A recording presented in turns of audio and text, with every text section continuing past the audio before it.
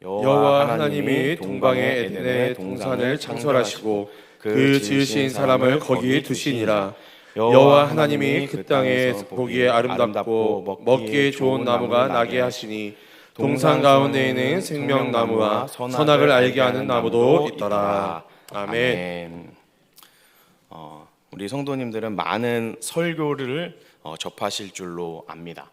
설교를 하거나, 저는 이제 하는 사람이니까 설교를 하거나 듣다 보면 설교하시는 목사님이나 우리 전도사님들이 질문을 던질 때가 많이 있습니다. 그러면 우리 성도님들은 이런 목사님이나 설교자들의 질문에 대답을 잘 하시는 편이라고 생각하시나요? 잘 안 하시는 편이라고 생각하시나요? 제가 그냥 솔직하게, 제가 동관교회에서 오래 사역했으니까 오랜 경험을 토대로 말씀드리자면, 우리 작년 성도님들은 사실 대답을 잘 안 하시는 것 같습니다. 근데 우리 교회 학교 애들은 대답을 참 잘 합니다. 그래서 왜 그러냐? 훈련을 잘 시키고 있기 때문에 그렇습니다. 그래서 훈련을 시키는 방법 중에 하나 뭐냐면, 애들이 이렇게 설교할 때 질문을 했을 때 대답을 하면 그게 아무리 헛소리 같은 대답이라도 잘했다고 칭찬해주고 인정해주면 애들이 이제 신이 나서 막 말을 하게 합니다.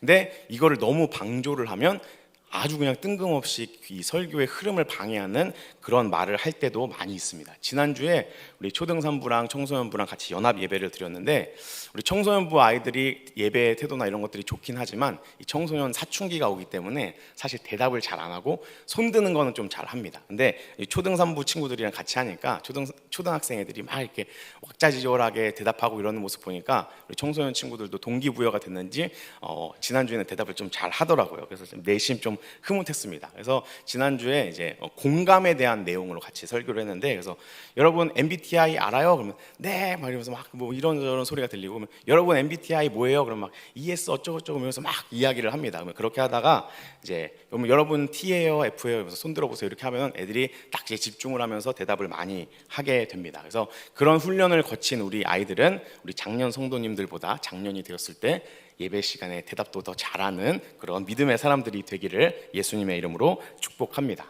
그래서 우리 성도님들이 이제 대답을 잘 안 하는 이유 중에 하나가 뭘까라고 생각해 봤을 때, 아마 내가 이걸 대답했을 때 틀려가지고 내가 창피를 당하면 어떡하나라는 그 두려움이 많이 있어서 그런 것 같아요. 그래서 실제로 설교를 하다 보면 저도 그렇지만 이 어떤 논리를 꼬기 위해서 일부러 대답이 없는, 혹은 답이 반대되는 질문을, 유도 질문을 하게 됩니다. 예를 들면 이런 겁니다. 하나님께서 주신 구원의 약속은 무엇일까요? 1번 구약, 2번 신약. 뭘까요? 하나님께서 주신 구원의 약속은 뭐죠? 네, 정답은 둘 다 아니고 신구약을 다 합친 언약이 하나님께서 우리에게 주신 구원의 약속이죠. 이런 이제 질문들을 듣다 보면 내가 자신 있게 구약이요 이렇게 했다가 설교자가 아니라고 하면은 이제 창피하니까 아마 성도님들이 많이 대답을 좀 안 하시는 것들이 있을 것 같습니다. 그래서 제가 오늘 이 설교를 질문으로 한번 시작해 보겠습니다. 오늘 성경에 보면 두 가지 나무의 열매가 나오는데요, 생명나무의 열매와 선악을 알게 하는 나무의 열매가 나옵니다. 이 둘 중에 무슨 열매를 먹어야 할까요? 네, 그래서 설교 말씀을 통해서 한번 같이 지금 우리 성도님들이 하신 대답이 맞는지 한번 살펴보도록 하겠습니다. 우리 9절 말씀을 보면 이 에덴 동산의 중앙에 어떤 것이 있는지 성경은 우리에게 이렇게 알려주고 있습니다. 우리 9절 말씀 같이 한번 읽어보겠습니다. 시작. 여호와 하나님이 그 땅에서 보시기에 아름답고 먹기 좋은 나무가 나게 하시. 동산 가운데에는 생명나무와 선악을 알게 하는 나무도 있더라. 아멘. 네, 제가 둘 중에 어떤 나무의 열매를 먹어야 할까요? 라고 했을 때 우리 많은 성도님들이 속으로 생명나무요 이렇게 말했는데, 둘 다 아닙니다. 둘 다 먹으면 안 됩니다. 왜냐? 이 에덴 동산에는 두 그루의 특별한 나무가 있습니다. 하나는 생명나무이고 하나는 선악을 알게 하는 나무의 열매가 있습니다.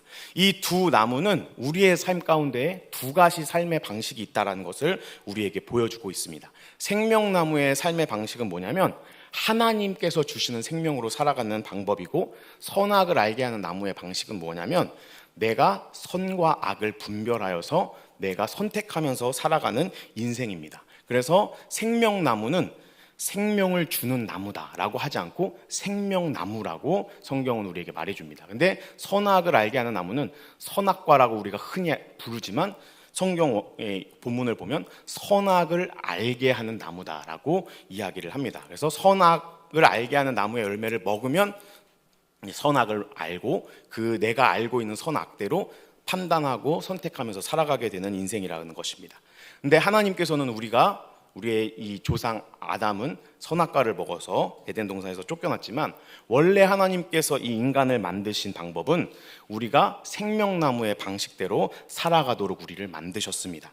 생명나무의 방식이라는 것은 무엇이냐면 우리가 손을 뻗어서 생명나무의 열매를 먹어야 생명을 얻는 것이 아니라 생명을 주시는 하나님과 동행하는 방식입니다. 하나님의 뜻과 생각을 우리도 갖게 되고 하나님의 능력과 지혜를 우리도 갖게 되고 그 하나님과 함께 동행하면서 그 하나님의 뜻에 나도 모르게 내가 동화되고 함께하면서 하나님께서 인도하시는 대로 하나님께서 공급해 주시는 대로 살아가는 것이 이 생명나무의 삶의 방식입니다. 또 이렇게 우리가 이 생명나무의 방식대로 살아가다 보면 하나님께서는 참 생명나무가 되신 예수님을 통해서 진정으로 우리가 하나님과 같이 되어서 하나님 나라에서 영원히 살게 해주시는 은혜를 베풀어 주실 줄로 믿습니다. 이것이 하나님께서 우리를 원래 만드신 의도와 목적입니다. 그러나 인간은 어리석게도 생명나무의 방식이 아니라 선악을 알게 하는 나무의 열매를 먹음으로써 내 힘과 내 판단과 의지로 하나님처럼 되려고 했습니다. 이 하나님처럼 되려고 한다라는 것을 오늘날 우리 성도님들이 이해하기 쉽게 바꿔보자면 행복을 내 힘으로 이루어 보려고 했다. 내가 내 행복을 위해서 노력해 보려고 했다라고 바꿔 번역할 수 있을 것 같습니다. 그러나 성경은 우리에게 분명히 말해줍니다. 아무리 우리가 해보려고 노력하고 애써도 우리의 힘으로 우리 인생을 행복하게 만들 수 없습니다. 인간이 행복할 수 있는 유일한 방법은 우리가 하나님 말씀에 순종하며 하나님과 함께 동행하며 하나님께서 주시는 힘과 능력으로 살 때만 우리의 인생은 행복해지는 줄로 믿습니다. 그래서 이 선악과를 먹은 인간은 선악과를 먹음으로 말미암아 하나님과 분리가 되어 버렸습니다. 생명으로도 분리되고 의식적으로도 분리되고 삶으로도 분리되어 버렸습니다. 그래서 하나님의 생명으로부터 우리 분리되었기 때문에 인간은 누구나 다 육체적인 죽음을 겪게 됩니다. 히브리서 9장 27절에 보면 한 번 죽는 것은 사람에게 정하신 것이요 그 뒤에는 심판이 있다라고 우리에게 분명하게 말해주고 있습니다. 하나님과 우리가 의식적으로 분리되었기 때문에 하나님께서 만드신 우리는 스스로 부끄럽게 여기게 되었습니다. 하나님께서 우리를 어떻게 만드셨죠? 하나님께서는 하나님의 형상대로 하나님의 모양대로 우리를 만드셨습니다. 우리 한 사람 한 사람은 존귀한 하나님의 형상들입니다. 근데 우리 성도님들 난 존귀한 하나님의 형상이야, 난 하나님의 걸작품이야 라는 그런 자존감을 가지고 살아가시나요?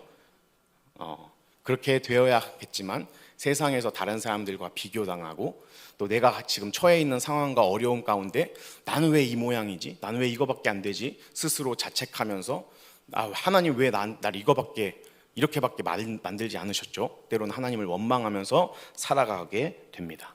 하나님과 우리의 생활도 분리되어 버렸습니다. 그래서 시편 90편 10절 말씀에 보면 우리의 연수가 70이요 강건하면 80이지만 그 연수의 자랑이 수고와 슬픔뿐이다 라고 이야기합니다. 아무리 우리가 잘 살려고 노력해도 우리의 인생 가운데는 수고와 슬픔밖에 없다라고 성경은 우리에게 알려주고 있습니다.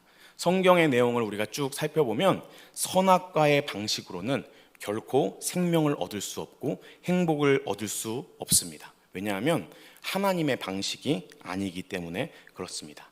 하나님께서는 우리를 이 선악과의 방식으로 살도록 창조하지 않으셨습니다. 만일에 하나님께서 우리 모든 사람들이 다 선악을 옳게 분별하고 좋은 선택, 완벽한 선택만 하게 하셨다면 아마 우리를 인공지능 로봇으로 만드셔서 그 인공지능의 이 사고 체제를 가지고 좋은 선택들만 하면서 살도록 아마 만드셨을 것입니다. 하나님께서 인간을 만드신 이유와 원래의 디자인은 무엇이냐면 우리가 창조의 자의 자리에 서서 선악을 판단하는 자리에 선 것이 아니라 하나님의 생명을 받아서 그 하나님의 생명을 누림으로 살아가는 것이 하나님께서 우리를 만드신 방법입니다. 선악과를 먹음으로 우리는 그 하나님의 생명을 잃어버렸고, 하나님께서는 자기 아들 예수 그리스도라는 생명을 통해서 우리에게 이 생명의 나무의 방식을 회복시켜 주셨습니다. 예수님을 보내주셔서 우리가 다시 한번 하나님의 방식대로 살아갈 수 있는 기회를 허락해 주셨습니다. 요한복음 10장 10절에 보면 이렇게 예수님께서 본인을 설명하시는데요. 우리 같이 한번 읽어볼까요? 시작. 도둑이 오는 것은 도둑질하고 죽이고 멸망시키려는 것뿐이요, 내가 온 것은 양으로 생명을 얻게 하고 더 풍성히 얻게 하려는 것이라. 아멘. 예수님께서 이 땅 가운데 오신 이유는 우리로 하여금 선악을 잘 알아서 이건 선한 선택이니까 이제 이렇게 해야 돼, 이렇게 이건 악한 거니까 이건 하지 말아야 돼, 이것을 알게 하기 위한 것이 아니라 예수님이 우리 마음속에 들어오셔서 우리와 함께 동행하심으로 우리가 그 예수 그리스도의 영원한 생명을 받아 누려서 생명을 풍성하게 얻도록 하기 위해서 이 땅에 오신 줄로 믿습니다. 그리고 모든 예수님 믿는 사람들의 마음속에는 이 생명의 근원 되시는 예수님께서 우리에게 와 주신 줄로 믿습니다. 이것이 하나님 안에서 우리가 진정으로 누릴 수 있는 행복의 모습입니다. 그래서 이 생명을 우리는 추구해 나가야 합니다. 톨스토이라는 이 작가의 안나 카리니나라는 소설이 있는데요. 거기에 첫 문장에 이런 문장이 있습니다. 행복한 가정은 모두 엇비슷하고 불행한 가정은 그들 나름대로의 이유로 불행하다. 네, 무슨 말인지 잘 이해가 안 가시죠? 그래서 제가 오늘날 말로 좀 번역을 해드리면 이렇게 아마 번역을 할 수 있을 것 같습니다. 제가 이제 학교를 다니고 있어서 그런지 모르겠는데, 학교를 다니다 보면 이제 과제, 숙제를 해야 되잖아요. 그래서 망한 과제는 저마다의 이유가 있지만 잘된 과제는 확실한 이유가 있다. 이게 무슨 뜻인지 좀 이해가 되시나요? 그러니까 잘못된 거에는 이 핑계 저 핑계 여러 핑계들이 있지만 잘된 것에는 확실한, 이래서 잘 됐구나라는 모든 사람들이 납득할 만한 이유가 있다라는 것입니다. 불행의 이유, 우리의 삶에 찾아오는 아픔과 슬픔은 우리 나름대로의 저마다의 이유들이 다 있지만 성경은 우리에게 그 불행의 진짜 이유는 하나님 때문이다라고 분명하게 우리에게 말해주고 있습니다. 돈이 없어서, 내가 못생겨서, 혹은 내가 아직 취직이 안 돼서, 아니면 내 자녀들이 아직 제 인생의 구실을 못하고 있어서 내 인생이 불행하고 내 인생이 이 모양 이 꼴인 것이 아니라 하나님 때문에 내가 지금 불행한 것이다 라고 성경은 우리에게 분명하게 말해주고 있습니다. 오늘 말씀을 통해서 이 하나님과의 관계를 다시 한번 점검하고 이 하나님께서 주시는 생명력으로 우리 모든 성도님들의 삶이 가득가득 풍성하게 채워지는 역사가 있기를 예수님의 이름으로 축복합니다. 인간이 범한 최초의 이 죄의 문제는 사실 삶의 방식의 문제가 아니라 어떤 선택을 해야 하는지의 문제가 아니라 생명과 관련된 문제였습니다. 그래서 하나님과의 분리로 인하여서 생명을 잃은 것처럼 우리는 독립적으로 하나님과 떨어져서는 결코 행복할 수가 없습니다. 그래서 신앙생활은 사실 어떤 것을 선택하느냐, 좋은 선택을 어떻게 이루느냐의 문제가 아니라 생명과 관련된 문제라는 것을 우리가 분명하게 기억해야 합니다.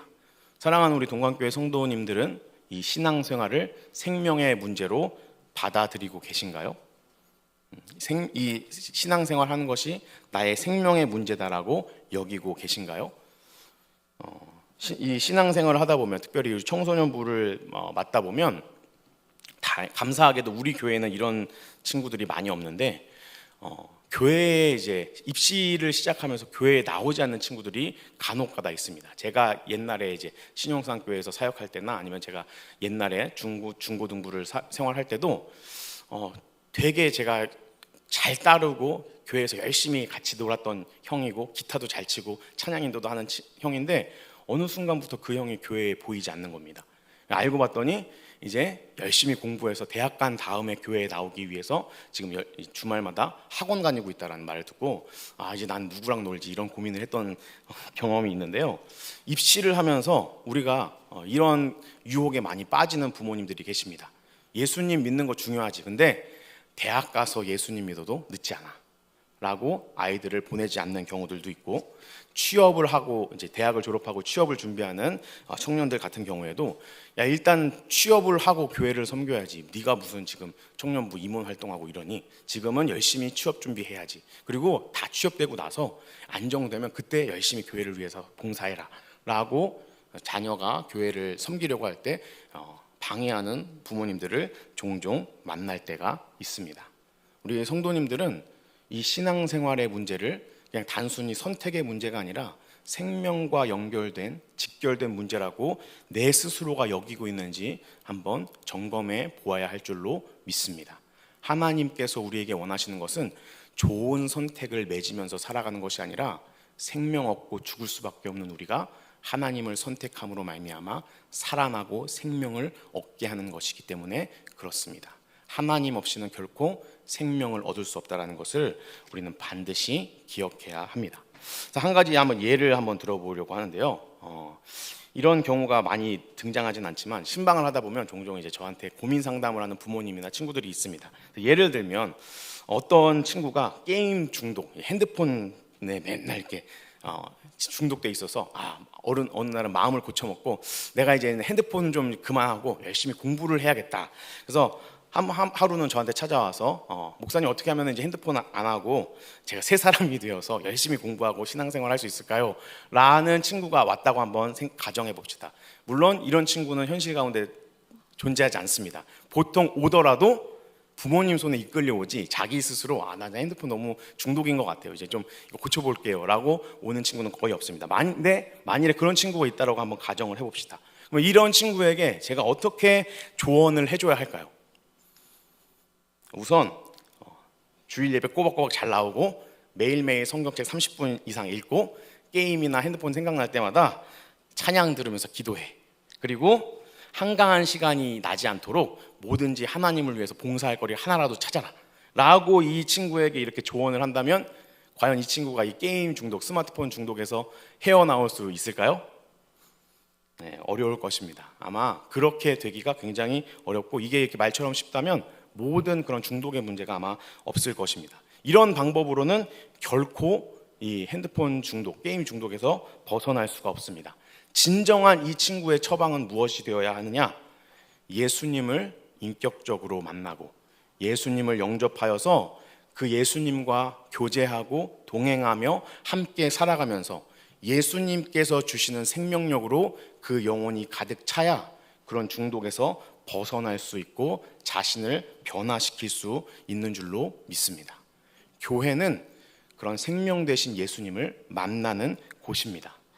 물론 제가 아까 말한 것처럼 예배 잘 드리고 기도 열심히 하고 말씀 읽고 그러면 문제가 다 해결돼, 이거는 어불성설이지만 우리가 이 교회는 하나님을 만나는 곳이기 때문에, 그리고 기도하고 예배하고 말씀 듣는 가운데 반드시 우리의 문제들이 해결될 줄로 믿습니다. 그 이유는 교회가 특별하기 때문에, 기도하는 행위가 특별하기 때문에, 하나님의 말씀에 놀라운 신적인 능력이 있기 때문이 아니라 교회를 통해서 하나님을 만나기 때문에, 기도하는 가운데에 나를 찾아와 주시는 하나님을 만날 수 있기 때문에, 생명력 있고 살아있는 하나님의 말씀이 이 성경이 쓰여질 당시만이 아니라 지금도 살아 역사하기 때문에 이 말씀으로 하나님을 만나 변화되는 역사가 오늘날도 있는 줄로 믿습니다. 우리의 인생이 변화되어지는 진정한 이유는 어떤 우리의 종교적인 행위가 아니라 하나님께 있다는 것을 우리는 꼭 기억해야 합니다. 사도행전 17장 27절부터 29절에 이런 말씀이 있는데요, 제가 한번 읽어드리겠습니다. 잘 한번 들어보십시오. 이는 사람으로 혹 하나님을 더듬어 찾아 발견하게 하려 하심이로되 그는 우리 각 사람에게서 멀리 계시지 아니하도다. 우리가 그를 힘입어 살며 기동하며 존재하느니라. 너희 시인 중에 어떤 사람들의 말과 같이 우리가 그의 소생이라 하니, 이와 같이 하나님의 소생이 되었은즉 하나님을 금이나 은이나 돌에다 사람의 기술과 고안으로 새긴 것들과 같이 여길 것이 아니니라. 아멘. 하나님은 가까이에 계십니다. 하나님은 말씀하시는 하나님이십니다. 더듬어 하나님을 찾을 수 있도록 우리와 가까이, 우리 근처에 계신 하나님이시며 하나님을 찾고 구하는 자를 반드시 만나 주시는 하나님인 줄로 믿습니다. 이 하나님 때문에 우리의 인생의 문제는 해결될 수밖에 없습니다. 이 하나님 때문에 우리는 행복할 수밖에 없는 줄로 믿습니다. 이 하나님 때문에 우리는 구원받는 줄로 믿습니다. 그래서 이 마지막 29절에 보면 이런 하나님을 우상처럼 섬기지 말라라고 이야기하십니다. 이 세상의 종교적인 행위처럼 뭐 기도 100시간 하고 말씀 몇 시간 읽고 이러면 하나님이 복 주시겠지, 이런 식으로 살지 말라는 것입니다. 왜냐하면 하나님께서 진정으로 우리에게 원하시는 것은 우리와 함께 하는 것이고 교제하는 것이기 때문에 그렇습니다. 그렇게 종교적인 행위로 하나님을 섬기는 것을 오히려 하나님의 수준을 떨어뜨리는 것이다라고 성경은 우리에게 분명하게 말씀하고 있습니다. 그래서 신앙생활에는 두 가지 양상이 있습니다. 하나는 보답의 차원으로 신앙생활을 하는 것입니다. 내가 하나님께 이렇게 은혜를 받았으니까 나도 하나님께 이런 거 해드려야지 라는 보답의 차원이 있고, 하나는 그 하나님의 은혜를 받아서 그 하나님의 은혜에 이끌려가는 차원으로 신앙생활하게 되는 것입니다. 우리는 어떻게 살아야 할까요? 하나님이 이런 은혜 주셨으니까 내가 가진 것으로 보답해야지가 아니라 그 하나님의 은혜의 힘에 이끌려 하나님께 끌려다니며 하나님께서 인도하시는 대로 살아가는 인생과 신앙을 가져야 할 줄로 믿습니다. 그래서 하나님께 보답하려는 마음 너무나도 귀하고 하나님도 아마 그 마음을 기쁘게 여기실 것이지만 그것이 결코 우리의 신앙생활에 가장 완벽한 대답이 될 수 없습니다. 이렇게 보답의 차원으로 신앙생활했던 성경의 인물이 있습니다. 마르다라는 사람인데요. 이 마르다라는 사람의 신앙의 한계에 대해서 누가복음 10장에 보면 이렇게 우리가 잘 살펴볼 수가 있습니다. 예수님께서는 이 나사로라는 사람의 집에 이제 방문을 하셨습니다. 이 나사로라는 사람의 집에 방문하셨을 때 마리아와 마르다 두 이 자매가 있었는데, 마르다는 예수님께서 드실 음식을 준비하기 위해서 분주하게 막 주방에서 일을 했습니다. 일을 하다 보면 여러 가지 일들이 생길 수밖에 없고 일손이 부족하니까 이제 동생 마리아를 이제 찾게 됩니다. 근데 동생이 안 보이니까 어디 있지 찾아보다가 예수님 발치에서 말씀 듣고 있는 마리아를 보게 됩니다. 그래서 이 마르다가 그런 마리아의 모습을 보고 예수님께 이렇게 말씀합니다. 누가복음 10장 40절 말씀인데요. 제가 읽어드리겠습니다.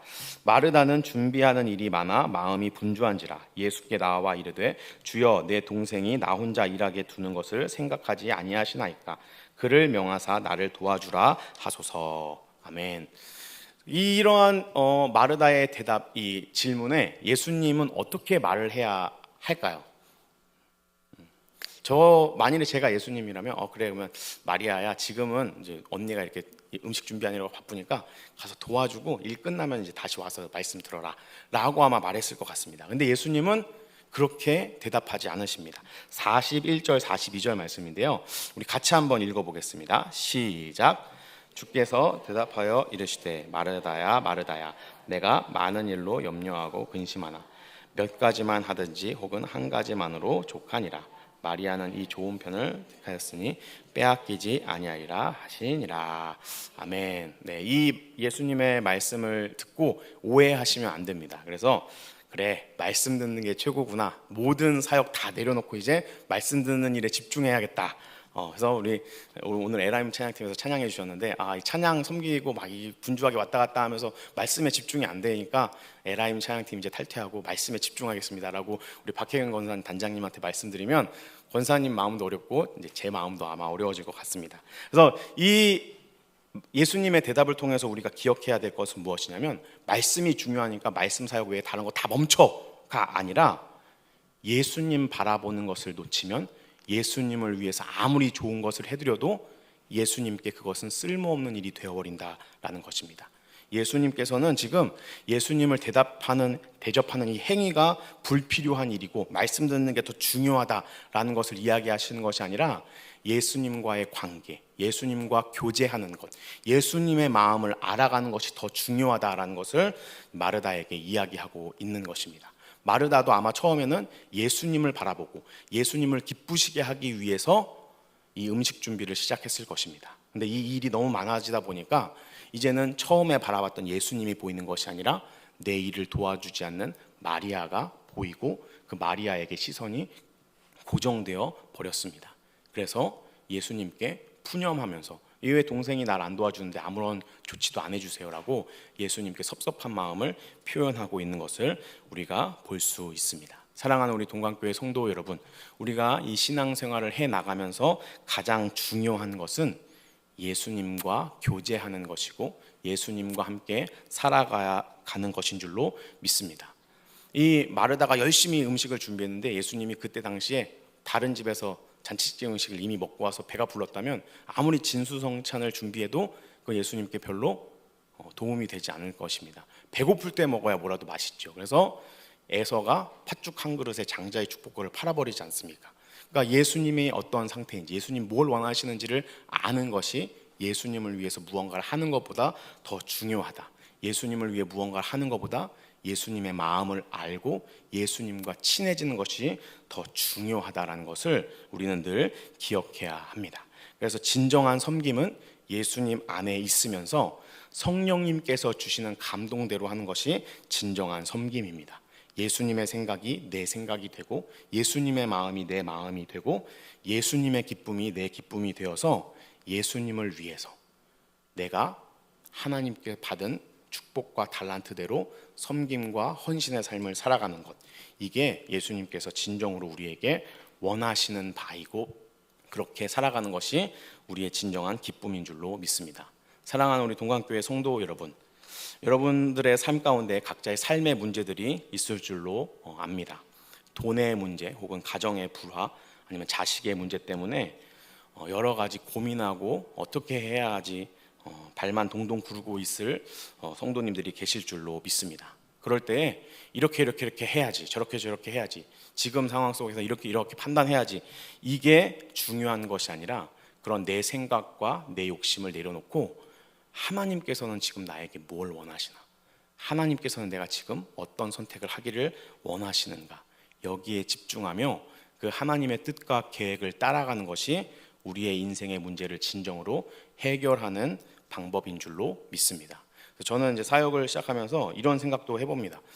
제가 여러 분야의 전문가가 되어서 우리 성도님들이 이런 고민이 있으면 해결책을 뚝딱 제시하는 그런 사람이 되면 너무나도 좋겠다. 그래서 돈 문제로 고민하는 성도님들이 오시면 지금 이 시장 경제의 추세가 이렇기 때문에 하이 리턴 로우 리스크 이렇게 해가지고 이렇게 투자하시면 됩니다. 그러면 부자 될 수 있어요. 이렇게 해드리고, 가정 문제로 저한테 상담을 요청하시면 지금 제가 봤을 때는 이 내담자께서 가족과의 애착 관계가 잘 형성되지 않은 것 같아요. 그래서 이럴 때는 이렇게 부적 강화를 잘 하시고 이렇게 하시면 문제가 해결됩니다. 이렇게 전문가처럼 해답을 탁탁 제시하면 너무나도 좋겠다 라는 생각을 하게 됩니다. 혹시라도 제가 지금 막 일부러 어려운 용어들을 막 섞어가면서 전문가처럼 보이려고 한 거기 때문에 이거에 혹해갖고 나중에 저한테 실제로 이런 거 물어보러 오시면 저는 전혀 도움을 드릴 수 없습니다.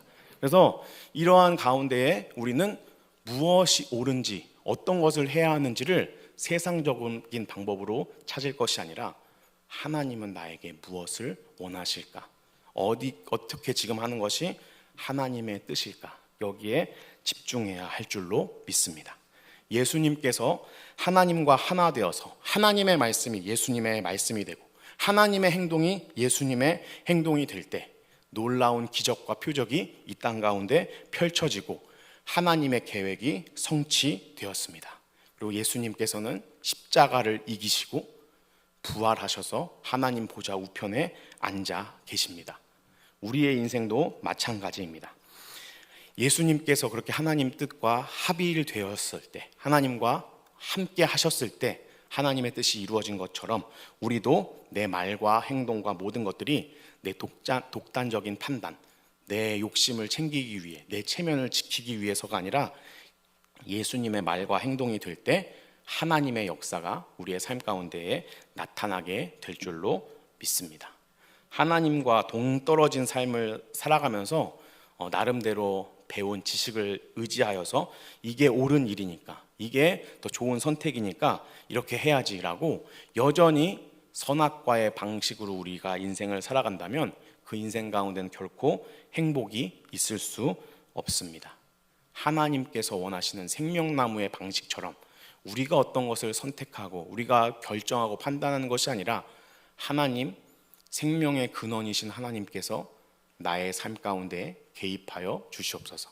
나의 이 메마른 삶 가운데에 하나님의 풍성한 생명력이 흘러갈 수 있도록 인도해 주시옵소서라고 겸손하게 구하며 하나님의 뜻을 발견하기 위해 기도하며, 그 하나님의 뜻을 발견했다면 아무리 멍청해 보이고 미련해 보이는 선택이라 할지라도 거기에 순종하는 것이 인생의 참된 행복을 발견하는 길이요, 구원의 길이요, 의의 길이요, 선한 길인 줄로 믿습니다. 그렇게 하나님께 순종하며 나아가는 우리 모든 성도님들이 되시기를 예수님의 이름으로 축복합니다.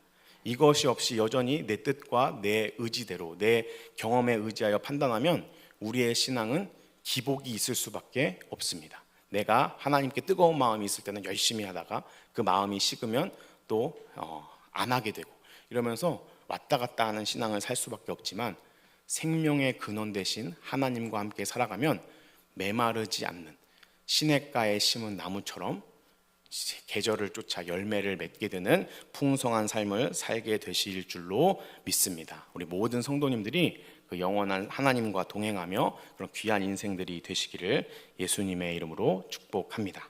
그래서 우리는 예수님과 함께 교제하면서 예수님의 생각을 알아가고 예수님과 함께 대화하며 하나님의 뜻이 내 뜻이 되고 하나님의 계획이 내 계획이 되고 하나님께서 하실 만한 행동이 나의 행동이 되도록 살아가야 할 줄로 믿습니다. 그렇게 살아가다 보면 예수님의 생명이 우리를 통하여 이 땅 가운데 흘러나가게 되고 그 예수님의 생명력으로 말미암아 기적을 보게 될 줄로 믿습니다.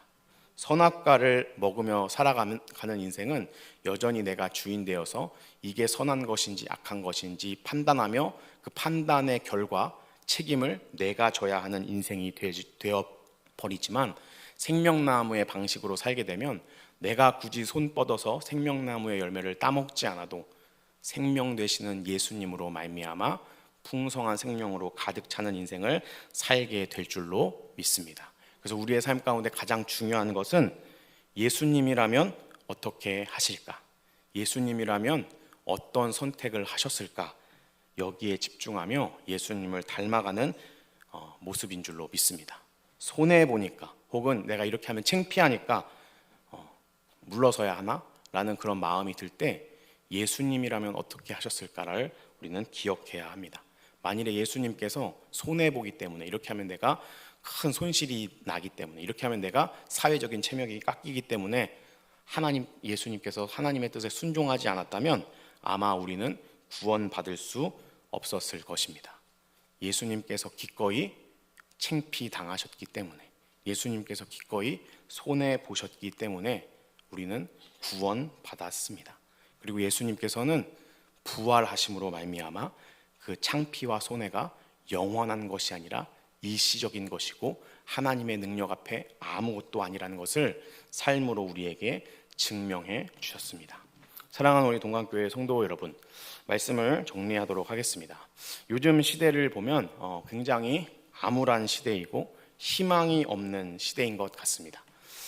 우리나라뿐만 아니라 전 세계적으로 국제 정세가 굉장히 급변하고 있고 곳곳에서 전쟁과 갈등의 소식들이 전해지고 경제가 어렵다는 이야기는 이미 뉴스에서만 나오는 이야기가 아니라 우리의 삶 가운데 실제로 다가오는 문제가 되어 버렸습니다. 이런 암울한 시대 가운데 저는 진짜로 기적이 필요하다라고 믿습니다. 그리고 그러한 기적이 일어나기를 지금도 간절히 바라고 소망합니다. 그 기적은 예수님 때문에 일어날 수 있다고 저는 믿습니다. 예수님을 닮은 우리 때문에, 예수님을 닮은 우리의 희생과 헌신 때문에 하나님께서 반드시 이 땅 가운데 기적을 베풀어 주실 줄로 믿습니다. 그래서 저는 교회가 희망이라고 믿습니다. 이 어려운 시기에 이 다음 세대가 없는 시대 가운데에 우리 믿음의 선배님들이 되시는 우리 성도님들께서 예수님을 닮아가시기를 예수님 이름으로 축복합니다. 그래서 여러분들을 통하여 하나님이 일하시고 놀라운 기적들이 우리 교회와 이 나라와 민족 가운데 많이 일어나서, 기적이 진짜 일어나서 이 어려운 시대 가운데에 우리의 인생에 돌파구가 생기기를 간절히 바랍니다. 이 다음 세대가 점점 없어지는 세상 가운데에서도 우리 동광교회에는 우리 동광교회와 한국교회의 미래를 떠받칠 많은 믿음의 다음 세대들이 물밀듯 일어나기를 예수님의 이름으로 축복합니다. 예수님 때문에 일어날 기적을 우리 같이 소망하며 그 기적의 역사의 주인공이 다른 사람이 아니라 내가 되는 축복이 우리 모든 성도님들의 삶 가운데 있기를 예수님의 이름으로 축복합니다.